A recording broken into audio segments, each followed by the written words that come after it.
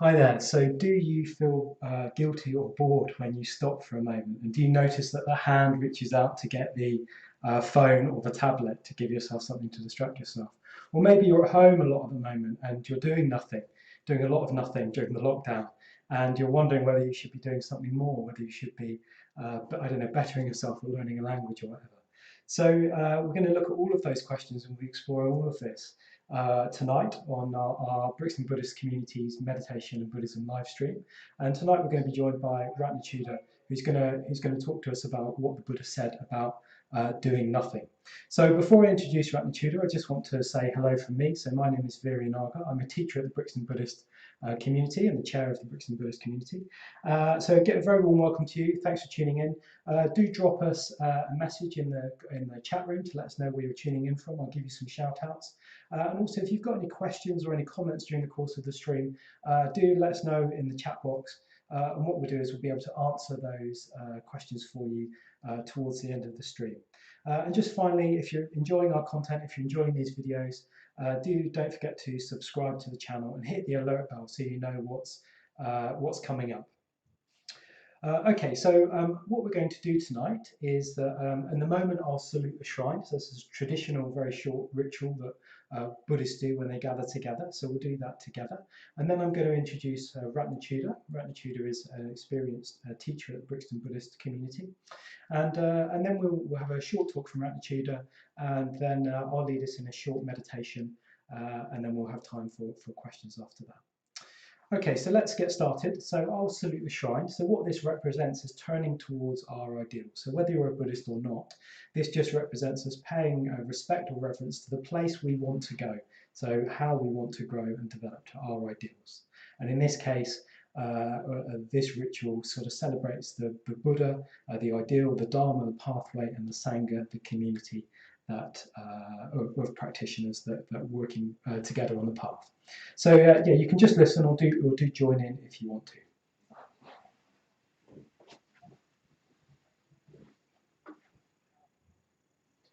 Namo Buddhaya, Namo Dhammaya, Namo Sanghaya, Namo Namah.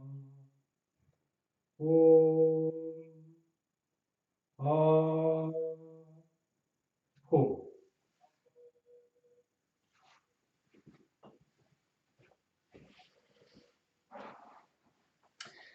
Great. So this is where I can introduce Ratnachuda. So let's, by the power of the internet, let's bring up Ratnachuda.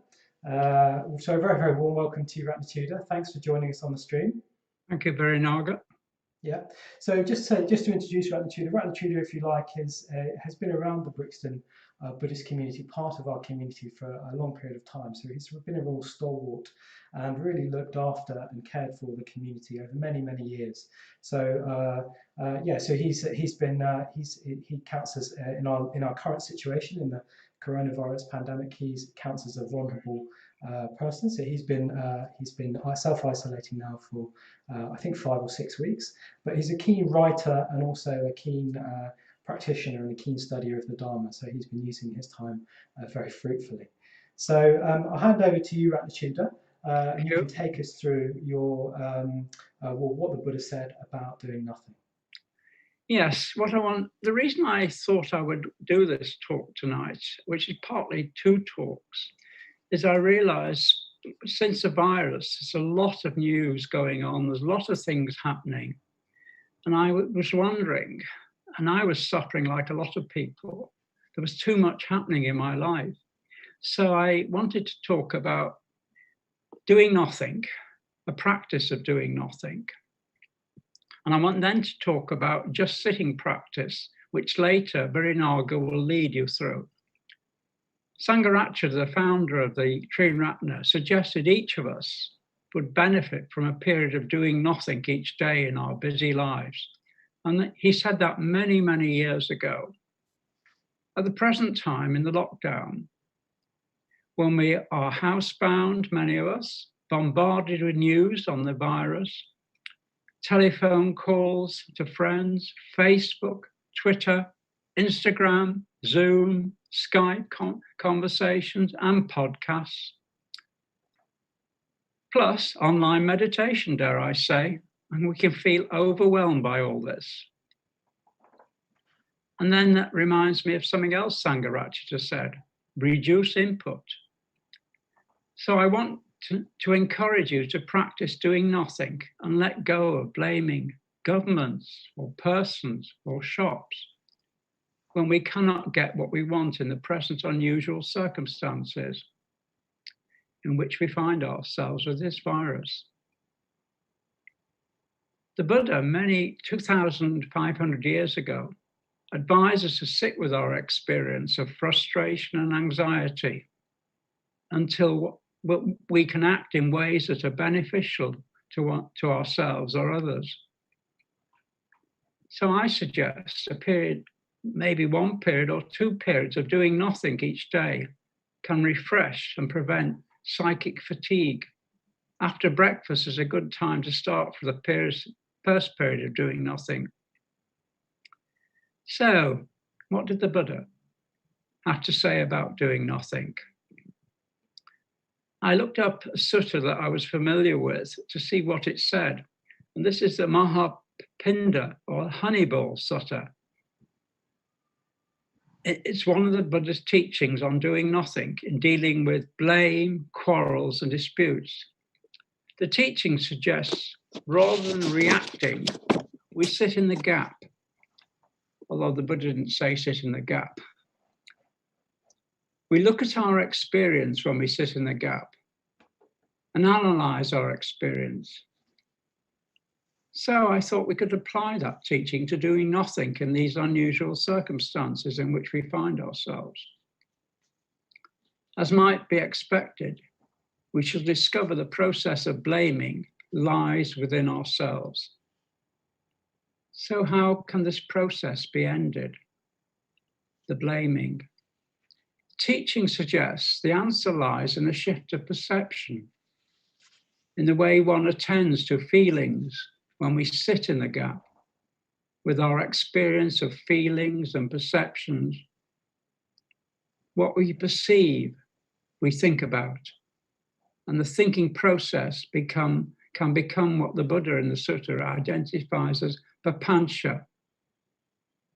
There's no word in English that adequately translates papancha. So, however, we generally use the term mental proliferation, as this describes what happens in the process. Papancha carries negative connotations, usually a falsification and distortion. Through the process of papancha, we become a victim of our own patterns of thinking. However, if we sit in the gap and observe our feelings accompanied with papancha and evaluation, or those free of papancha and evaluation, we can notice the latter are more refined and lead to beneficial qualities.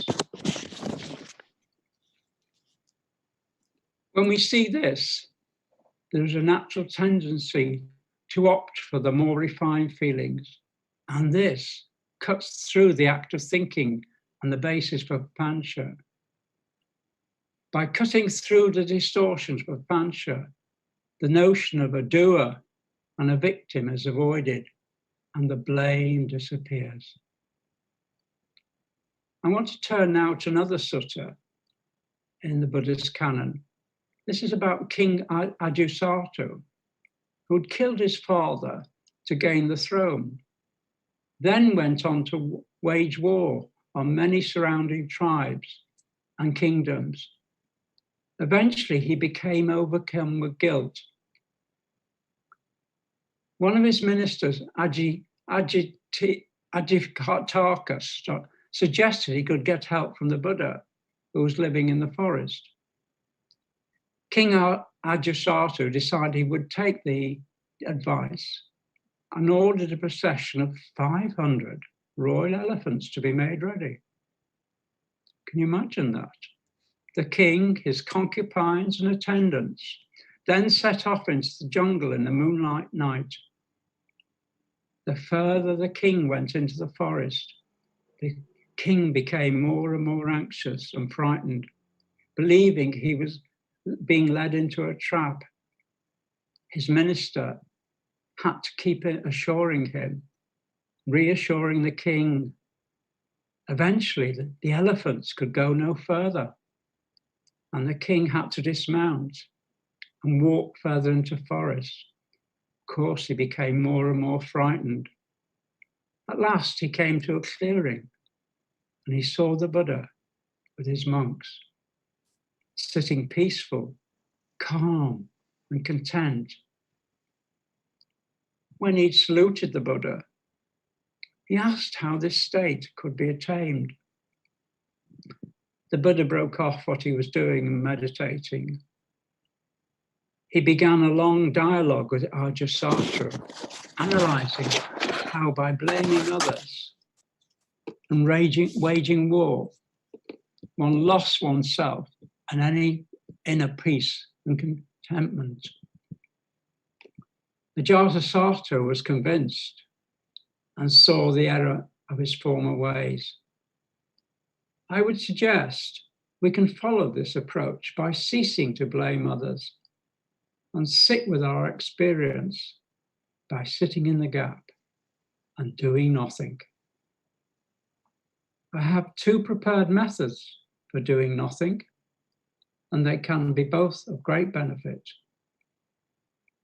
The first way is to forget feeling guilty and just take the time to zone out, stare out of the window or just into space and luxuriate in the special time of doing nothing. It's important not to try and do stuff while you're doing nothing. No drinking of tea, no reading of letters, no catching up of emails, or even listening to the radio. If possible, do nothing alone. With others around, it's always tempting to start chatting instead of allowing stillness and detachment to unfold within you. Try to enter a relaxed state, but to allow an active awareness of everything around you. Effort is involved in doing nothing. With a bit of practice, it becomes quite natural. This sort of state will leave you fully relaxed, but also revitalized, to the point when you feel energized to dive back into activity again. This type of doing nothing is similar to meditation, but you don't have to think of it that way unless it helps you.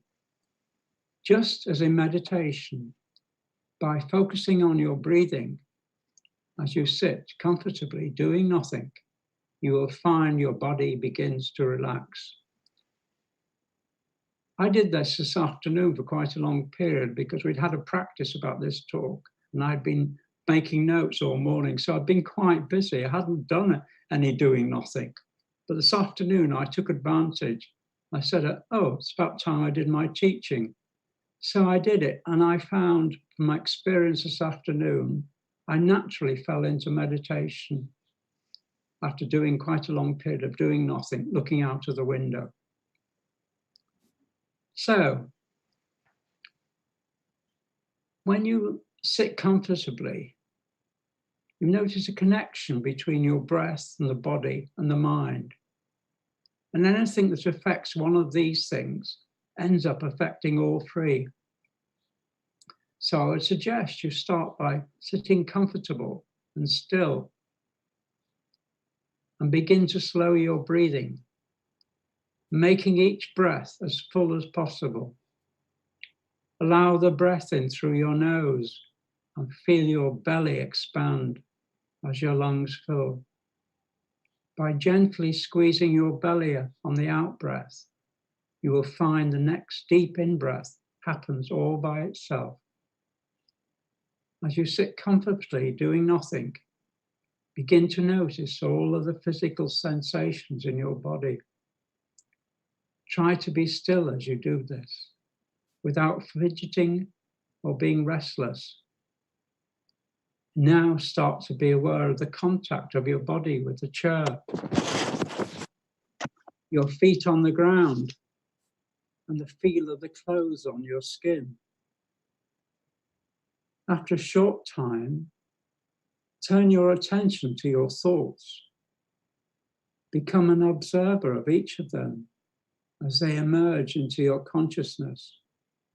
Watch them until each one disappears and is replaced with another one. You might start to feel there are no thoughts in your head. This is another thought for you to observe. No thoughts. Become the watcher of this procession of thoughts, this stream of consciousness, and marvel at the range of memories, ideas, images, and opinions that come up. But don't follow them. We practice at this almost by working at doing nothing. You will find the train of thoughts actually slows down. After some time, gaps will appear between your thoughts. This is vitally important. This is the emptiness that the Buddha spoke of, the natural condition of mind. So the next time you sit down to do nothing, become aware of this great opportunity.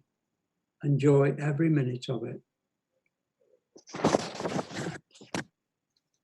So now I want to talk about just sitting meditation. In some ways, it's very related to doing nothing. I often find when I'm doing nothing, I slip into just sitting meditation, as I did this afternoon.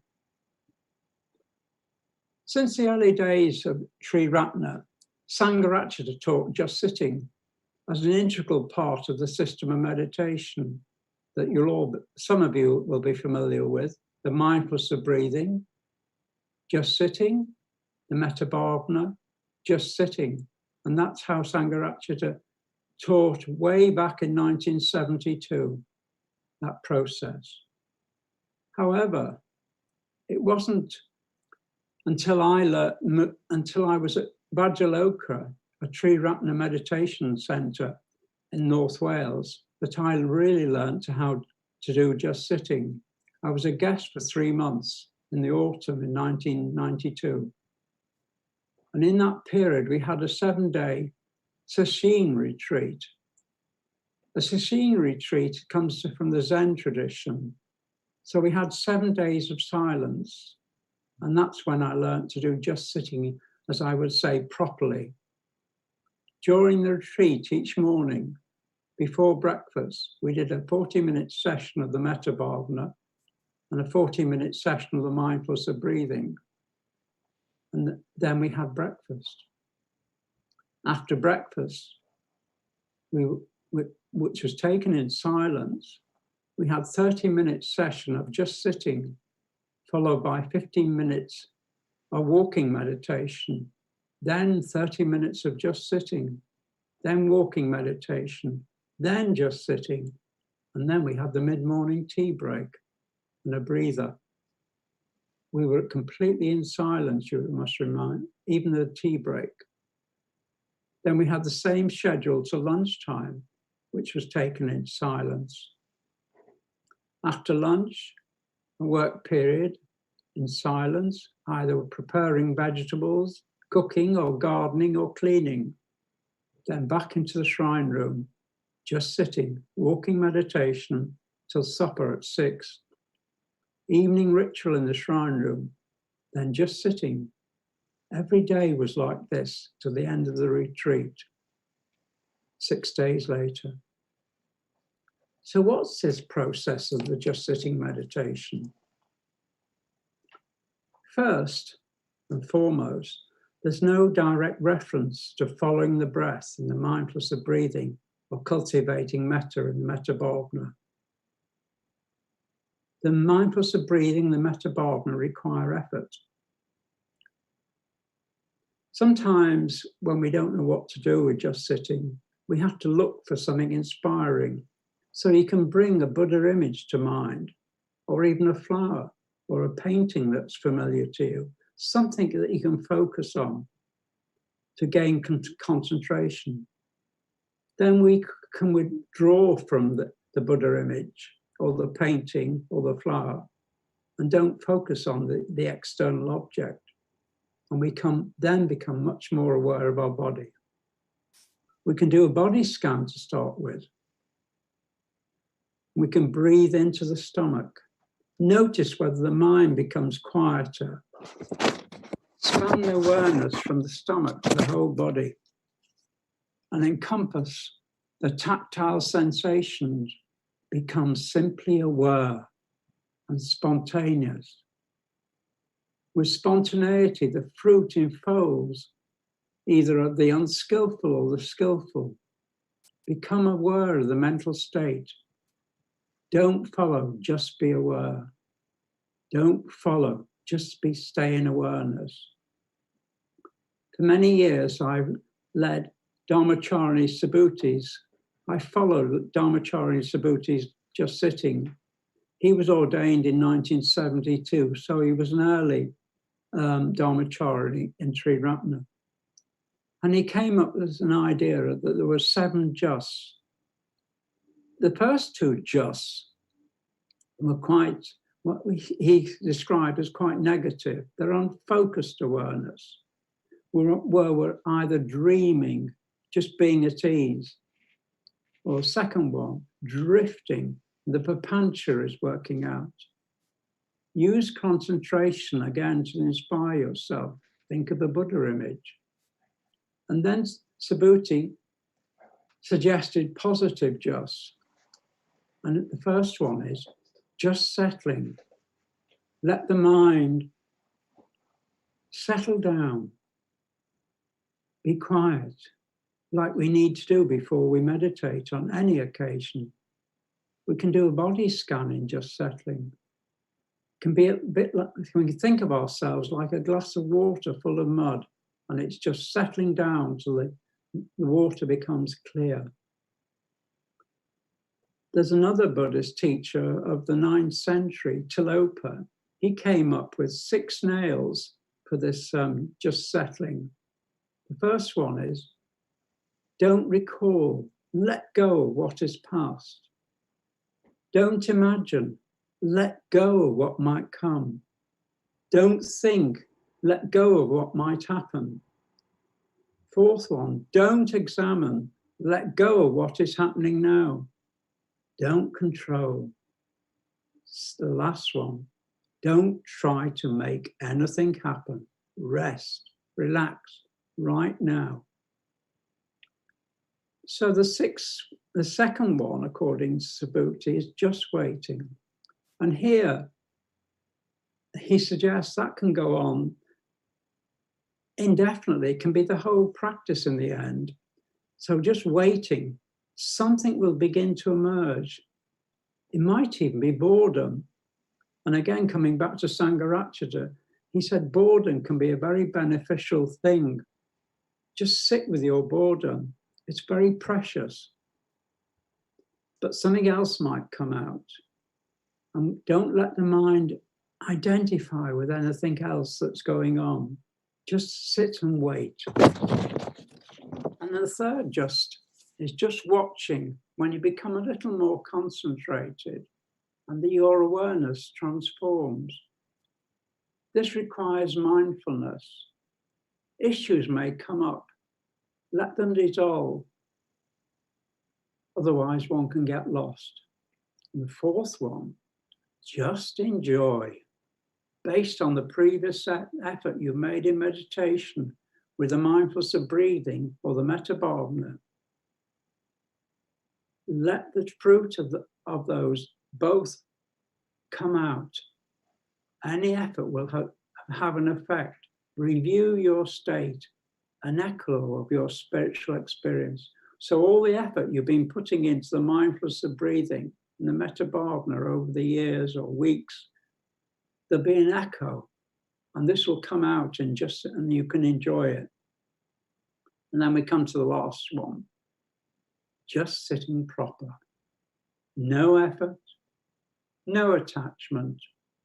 Whatever arises, nothing to do, nothing to think about. We're just poised. Pure observation, no sense of yourself as an observer. We find a deep peace, nowhere to go, nothing to do, nothing to think about. We're just poised. I hope I brought out some of the benefits of just sitting, practice and doing nothing. I'll be on Zoom later on after the tea break to answer any questions. There may be some questions popping up now. Thank you, Ratnachuda. That was wonderful, really wonderful, well researched, and really thorough. And I kind of sort of a thoughtful and experienced sort of reflective talk. So thank you very much. Very much enjoyed that. So in a moment we'll do a meditation. I'll lead us through these seven justs. We can have a bit of experiential practice. Just before that, I just want to do a few shout outs to people tuning in. So I just want to say a hi to Joe, to Daisy, to Eleanor, and to who's the other one, Jill as well, all tuning in. We also got Vera Matti joining us from Brixton, and Karma Vadra joining us from Birmingham as well. So thank you all for tuning in. I'm sure Ratnachuda's well, I don't know if you've got anything to say, Ratnachuda, or a little hi for them. Or... Hello there, some friends amongst them. Great, thank you. So, okay, so let's do a bit of a meditation. So we'll lead us through these seven justs. So I'll lead this through, and I'll use Ratnachuda's structure for this meditation, and I'll give a bit more guidance at the beginning. And of course, as we get more into the just sitting itself, I'll give a bit less input. So you can just kind of let yourself sink into that. And just to say, if you've not meditated before, you don't need to worry. Just get yourself sit in a chair, or just get yourself comfortable. You don't need to sit in a particular meditation posture or anything. Just make sure you're comfortable. And we'll be meditating for about 20 minutes, something like that. And I'm just going to guide us through the whole exercise. I'm just going to guide through the whole reflection. So let's get settled. Settle yourself in. And if you want to, you can just rest your arms comfortably in your lap, or on the cushions, or on the chair, or wherever you are. And we're just going to start by contacting contacting our bodies, contacting the sensations in our bodies. So we may be, we've probably done a lot today. We've probably been doing stuff, or maybe we've been online a lot today. So the main thing is just to firstly contact the body, contact the sensations of sitting, the cushions, the chair, wherever we are. And particularly, I mean the weight of the body. And we can then just start to take a few deeper breaths. And with these breaths, just really breathe into the stomach, breathe into the belly. And just as you breathe out, just see if you can soften your body a little. Soften your shoulders, soften your jaw, soften your face. Just allow things to soften and settle. And of course, it's going to take a while for the mind to settle. But just unlike the mindfulness of breathing or the metta bhavana practice, we don't need to make any particular effort in the just sitting meditation. We can just allow ourselves to be, just allow ourselves to settle. And you might like to, as Ratnachuda said, bring to mind something of an inspiring vision. So you might like to think about an image or an ideal that inspires you, just to help us direct ourselves towards that aspiration. All the while, of course, being grounded in the body and the breath.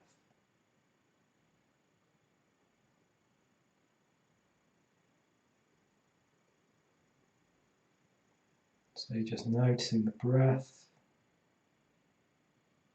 allowing the body to settle.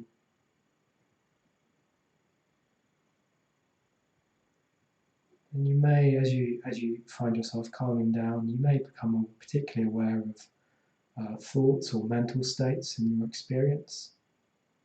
And that's absolutely fine. You're just being aware of those. but there's no need to follow them, so we can just let them be. Just let them pass through the mind, pass through our minds. Still breathing, still feeling. Just being in that state. And just checking that you're not going off into the negative justs. So if you notice yourself dreaming, or you notice yourself drifting and going round and round with thoughts, just trying to be at ease with those, just trying to let them soften. Or maybe if there's a particular mental hindrance coming up, just trying to work with that in some way, cultivating the opposite.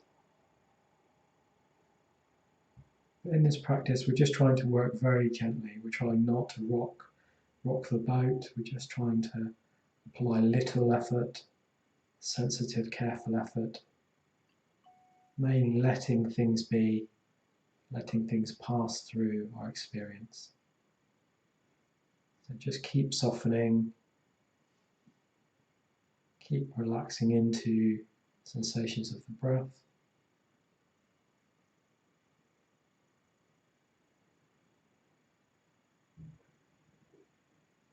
So at the moment we're just settling, allowing our minds to quieten down.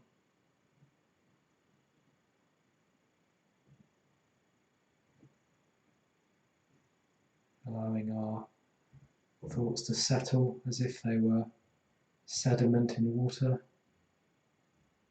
So allowing that sediment to sink down and settle at the bottom of the pond. So the water can be clear and bright.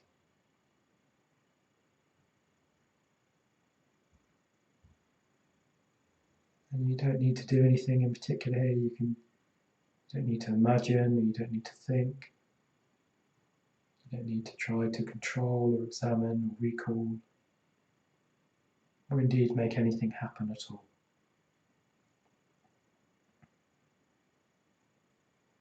So you don't need to worry about having a particular experience. You can just allow yourself to be with whatever is there.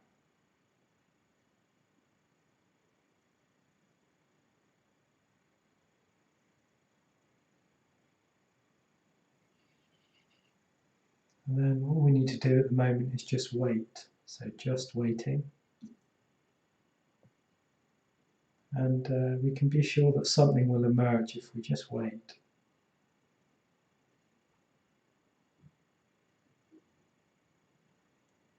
So if you find that you're feeling a bit bored or looking for a bit of stimulation, that's fine. Just notice that. And just try to recognize it as a really fruitful state. So things do come up through boredom or restlessness. We can find ourselves going beyond them into deeper states. So you can just notice, and in this stage, just wait. Just wait patiently. We don't need to seek a label or an identity. Just see if we can just wait.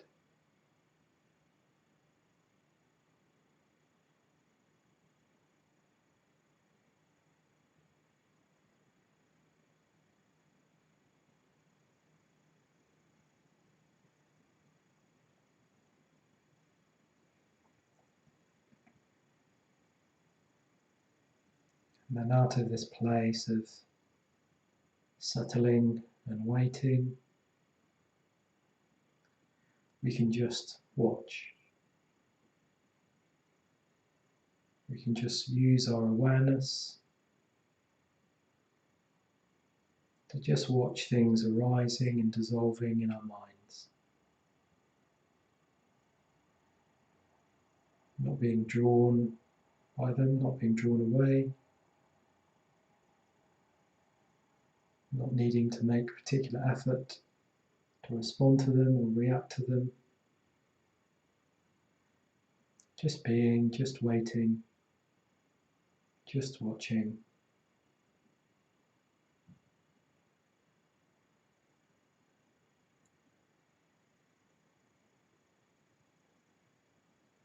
And we might find that with this sense of settling, that we find our experience or our mind just starting to transform or change in some way. And again, all we need to do is just be aware of that. We don't need to do anything more.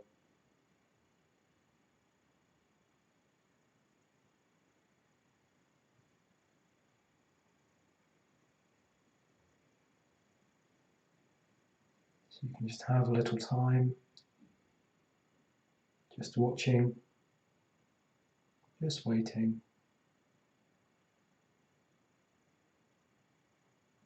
And still just keeping on settling further and further.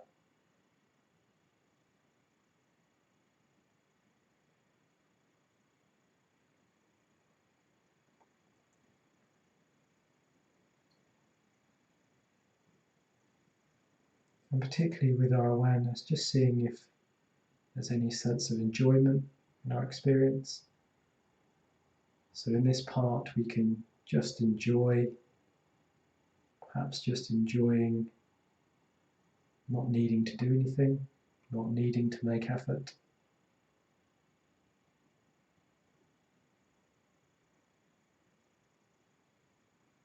And this enjoyment in meditation can bubble up from past efforts.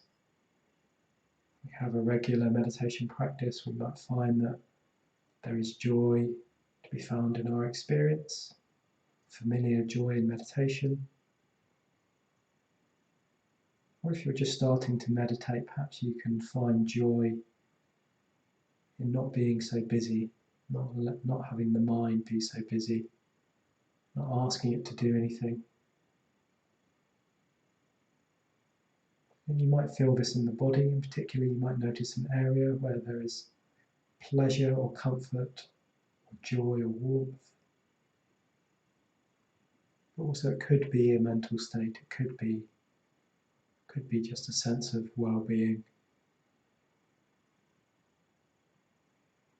And again, you don't need to worry about it or wonder where it's come from. You can just experience it. Just see if you can feel it to the best of your ability, connect with it. And it might be quite subtle. That's okay as well. It might not be very strong, but you can just, with that awareness, just watch out for small elements of that somewhere in your experience. There will usually be something somewhere if you just look closely and patiently.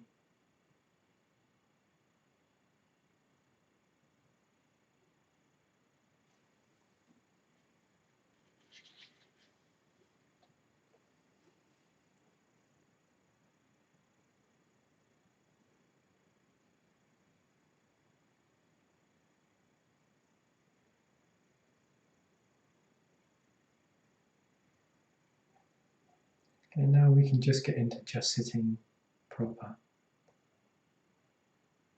So having moved through the stages of settling, waiting, watching and enjoying, also incorporating all of those elements, we can just sit, we can just be with our current experience. And you don't need to make any effort, you don't need to do anything in meditation. Don't need to follow or get attached to anything.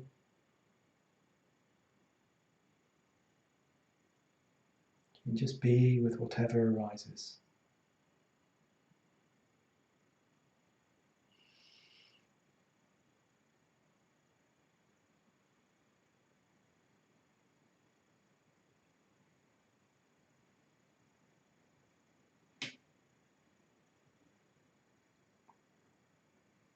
So nothing to do.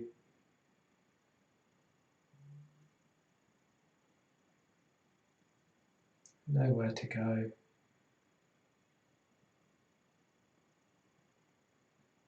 and no one to be.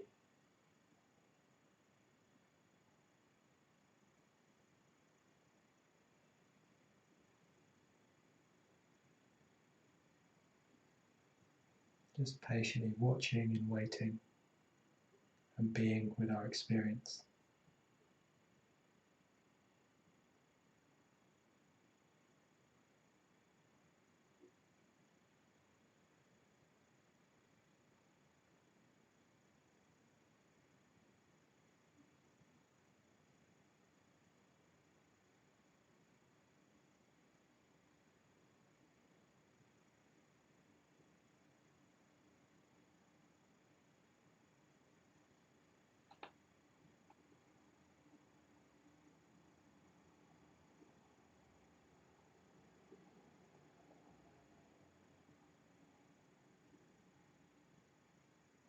And if you find yourself narrowing onto anything, any thought or feeling, just trying to keep yourself broad and open, soft and receptive.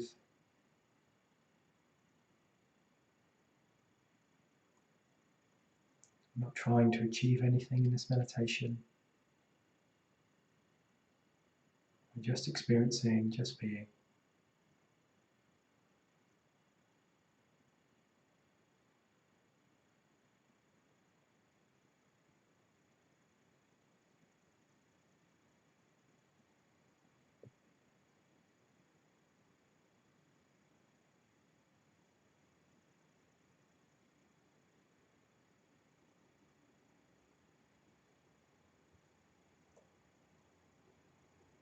If you find that your mind wanders, and that's fine as well, don't criticize yourself.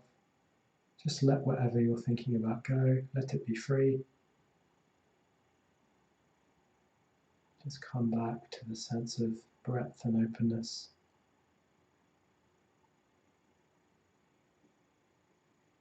Particularly looking again for that pleasure that you might find in your experience. Allowing that to be part of your meditation.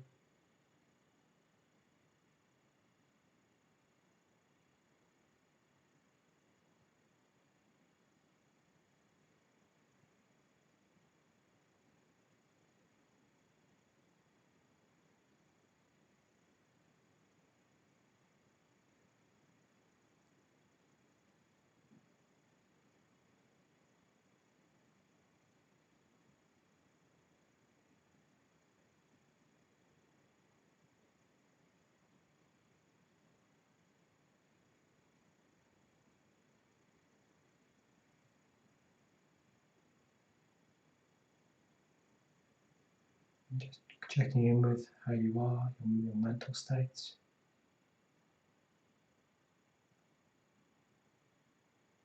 Seeing if you've got tight or dreamy, or you're wrapped up in thought, repetitive thought.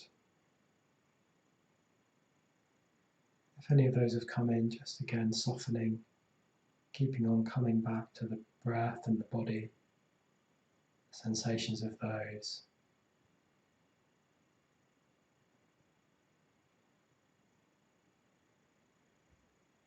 Just allowing ourselves to be without pushing away any experience in particular, without needing to make too much effort, working very gently, very softly, as if we're in a narrow rowing boat we don't want to tip over.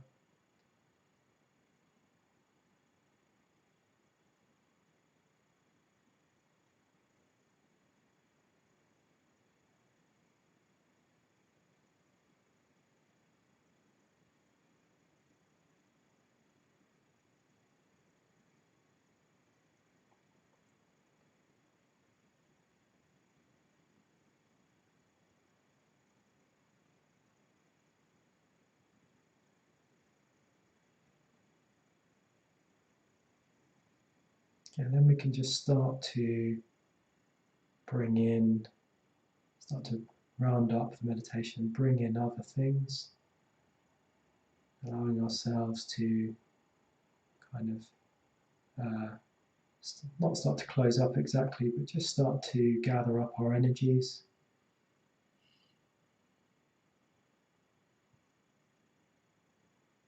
So you particularly might like to tune in to what's going on around you, sounds in the room. Perhaps just allowing those thoughts in again, if they settle down. Allowing our minds to start to cohere around our experience once more.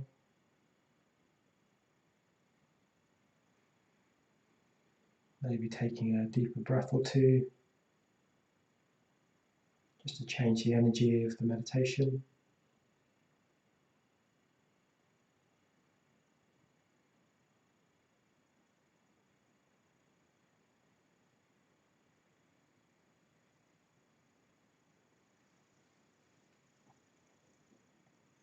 And then when you're ready, and in your own time, you can just start to bring this short just sitting practice to a close.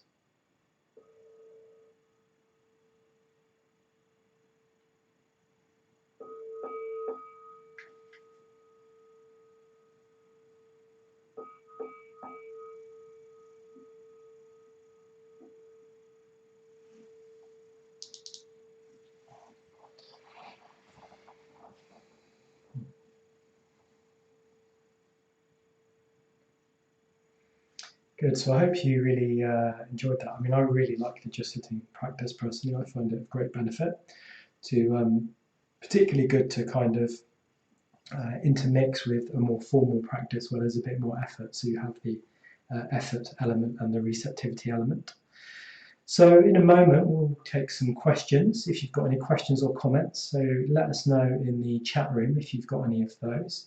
And if you, if you want to ask Ratnachuda anything, or even if you just want to say thank you or say hi, drop them in the chat box, and we'll get to those in a moment.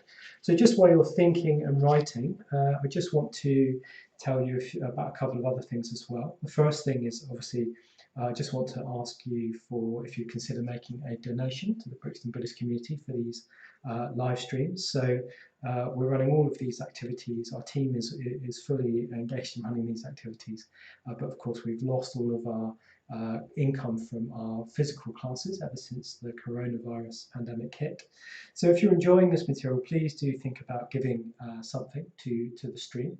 So you'll find a link in the description. So we particularly appreciate monthly donations if you're able to do that, but also single gifts are very much appreciated as well. And so we're doing an appeal for £2,000 a month at the moment. That's our target. So it's very, very little, isn't it, to run a whole Buddhist community out of, so, but that's what we need, £2,000 a month. And so far we've raised about £1,200 this month already. So we've got about 10 days left to go, looking for about another £800. So that's only 8 people giving £50 or 16 people giving £25. So if you can help us out in that way, that would be very, very much appreciated. That would just help us keep producing lots more excellent content like this and having many, many more guests in. And then I also just want to say about after this event, we'll have a Zoom discussion. So you're very welcome to join us for the Zoom discussion, which will be hosted by Ratnachuda himself at 8:45. Okay, so let's just go see if we have any questions or comments from the chat room. So I'll hand over to my technician, Adam, and ask if he's got anything. Adam, have you got anything in the chat room? No questions. No questions at the moment. No current questions. That's great. Okay, that's fine. If you do have anything before the end of the stream, do chip in. Ratnachuda, maybe I can ask you a question. Right, go on. I'm just wondering how you practice, or how important the just sitting practice is for you personally, and how much you balance it with your other formal meditation practices. Bit of a confession, I don't do much of the formal meditation practices we teach. I salute my shrine morning and night. There's 2 Buddha images on there, so that's my main formal practice, and I'm very much in touch with them. They're in the living room. My shrine is in the living room, so I often bow to them when I'm walking around the living room. When I feel inspired, I will do the Metta Bhavana formally, but more importantly for the Metta Bhavana in me, when a name comes up in my consciousness, I'll do what I call an informal Metta Bhavana. The mindfulness of breathing, I delude myself possibly that I'm very mindful. So I don't do a formal meditation, but it's basically just sitting practice. It has been for a long time. Yeah. If I've been in yoga point, I will follow the practice that's going on there, whether it's a mindfulness of breathing or the metta bhavana. But home here, it's just sitting. And what is it about the just sitting practice that's meant that you've done it for many years as a main practice? What is it that's connected you with it, or is there a particular experience you have in that practice that means you particularly resonate with it, or do you sort of see what I'm getting at? If it gets to the last stage, the proper just sitting, and it did probably to some extent this afternoon, but certainly yesterday afternoon, I felt a clarity. I'm not saying insight arose, but that's a big advantage for me. It becomes a very strong clarity, and I'm in a very different state after it. So that's the best way I can describe it. That's great. And what would you say to people that, I hear it a lot at intro classes, people saying, "Oh, mind is just really busy, it just won't settle." There's just so many thoughts going around. What would you recommend to people like that who are trying to do the just sitting practice and are maybe struggling to settle? Would you have anything to say to I think there has to be a lot of doing nothing before you can really start doing just sitting practice. We can all do it. We can delude ourselves. We've got 2 busy lives. We can all do doing nothing. And the more doing nothing you do, even if it's only 10 minutes, it will build up a momentum so you can do a just sitting practice. And can you say perhaps a bit more about doing nothing and what sort of how people might approach that? Because I imagine that's a bit of an unusual concept in our current day-to-day world, isn't it? Well, maybe not so much at the moment, but certainly in busy sort of London life, for instance. What would you say to people that are approaching the sense of doing nothing? You could just stop and stir if you're outside. Look at a tree, look at a flower, anything. As long as you're not in a supermarket. It would be a bit odd if you did that. But there's also, you don't have to sit in meditation posture. You can do it anyway. You could even stare at a wall if you found them. I find bricks fascinating. Even on the yoga point, there's some beautiful walls and there's some lovely plants you see. I remember walking to yoga point many, many times. There's beautiful walls and I just look at the brickwork. And that's doing nothing in a way. You're not analysing the brickwork or congratulating whoever built the brickwork in the Victorian times or whenever. But you're just stopping and doing nothing, stopping and stirring. I don't think you'll be arrested. I mean, that's so true, isn't it? I mean, I find that definitely if you start getting into the habit of just stopping on your walk or something, or you start to notice more things, and suddenly it almost seems as though things are more interesting or even more beautiful or more surprising. But you sort of have to just sort of warm up a bit, don't you? You just have to start doing it a little bit. We can sit on benches in the park.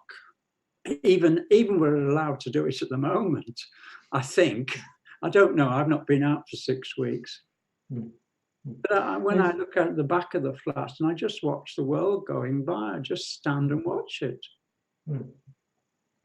What about, do you get bored at all? Do you find that you still get bored, or do you find that is no longer the case for you?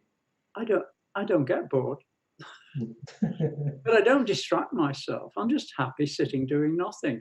I used to say that I got a PhD in doing nothing. I got so practiced at it. Maybe it needs to be a Buddhist university handing out PhDs in doing nothing. Adam, have you got anything? Yeah, there's two questions. One of them's I think's been answered. The other question is by Elena. She asks, "This estate of clarity, do you only get it with just sitting, not with the formal practices?" Oh, good question, Elena. Good question. Did you hear that, Ratnachuda? Yeah, hola, Elena. Yes, I think it's only in just sitting I get that clarity. Yeah, I mean, maybe if I could chip in on that, I think it is possible to. Well, I mean, of course, it's possible to have clarity in other practices as well. I think you tend to find. I mean, I personally find that I get that most often in the mindfulness of breathing, but it seems to be slightly different practitioners will seem to have different temperamental tendencies to one practice That's or right. another. If you see I what I mean. completely agree with that. Yeah, It's horses for courses, basically. yeah. I mean, as with anything, you've always got to explore your meditation, haven't you? And what works for you. Mm. Yeah, great. Have we got any others, Adam? We've got a comment from Viramati. Mhm. Oh, yes. It's like Ratnachuda, I basically do just sitting, but in these times I found myself engaging with mantra, especially the Avalokiteshvara mantra. Have you got a comment on that, Ratnachuda? I was Viramati and I had a conversation on the phone last week, and I was aware. Yes, he said that. So he finds a mantra, particularly the Avalokiteshvara mantra, Mani Padme Hum, very helpful. Mm. Any comments on mantra practice as a way of, or Well, just being, or just? I've done a lot of it in the past, particularly when I've been on retreat, whether it's a solitary retreat, and I have found it very, very beneficial. I still wear a wristmala, so I can turn to it anytime. Mantra, yes. So I think that once you learn a mantra, it becomes part of you. So I can echo what Viramati is saying. Yeah, yeah. I guess for me, if mantra practice kind of does evoke that sense of openness, doesn't it? Because you're sort of doing something with your mind, but you're not doing so much that clarity and can't just unfold. Yes. Yeah. It's sort of. I find it very helpful if my mind is a bit busier and I'm struggling to just sit. I can do a few mantras and it will just give enough to gather up my kind of energies a bit. Yeah. Good. Anything further? We've got a comment and a question. Comment is just to say Joanna's delighted to see Ratnachuda in the virtual world and how happy she is. Who is that? And that's Joanna. Yeah. Thank you very much. And the questions from Sivan and Tara. Do you think contemplation is a prerequisite to sitting? Oh, that's an interesting question. Say that one again. Say again, Adam. Do you think contemplation is a prerequisite to sitting? Do you think contemplation is a prerequisite of sitting? I think we have to reflect and contemplate all the time, whether we're doing it in meditation. I think that it's a necessary part of the human condition to reflect, contemplate. And we don't have to do it in meditation posture. Yeah, I would agree. Definitely agree with that. Yeah, I guess I feel like as a Buddhist practitioner, I'm looking for opportunities to reflect on, or the meaning of life, reality, as many opportunities as I can. Whether I don't always manage it, of course, but sitting in front of my desk, out for a walk, sitting in meditation, etc. Great. Well, good. So we're almost out of time. So let's start to wrap up. But just want to say, Ratnachuda, a really big appreciation to you from me for tuning in. Thank you very much. People are very delighted to see you, see your virtual self, and know that you're well. So yeah, really, really good to have you here. Yeah, so I'll just say goodbye from me. Maybe Ratnachuda, you want to say goodbye to people as well. Bye, everybody. Goodbye, Thank you very much. Yeah, so Ratnachuda will be on the Zoom discussion at 8:45, so you've got a bit of time to get yourself a cup of tea before joining that. So the link to the Zoom discussion is in the chat box and in the description. So do join for that if you want to explore anything further. And also do look out for our next upcoming events. We've got 2 more streams on Monday and Wednesday next week, and we've got a discussion group on Saturday morning at 10:30 called Drop in Dharma, where it's a friendly discussion around Buddhist ideas. And you're very, very welcome to join in with that, whether you're new to Buddhism or whether you've been practicing a long time. It's just an informal get together to talk about the Dharma. So yeah, very, very thank you very much for tuning in. I hope you have a very best wishes for your week ahead and your weekend. Hope you have a good time, whatever you're doing in your houses, and look forward to seeing you on another one of our live streams. Okay, good night from me. Bye. enjoy.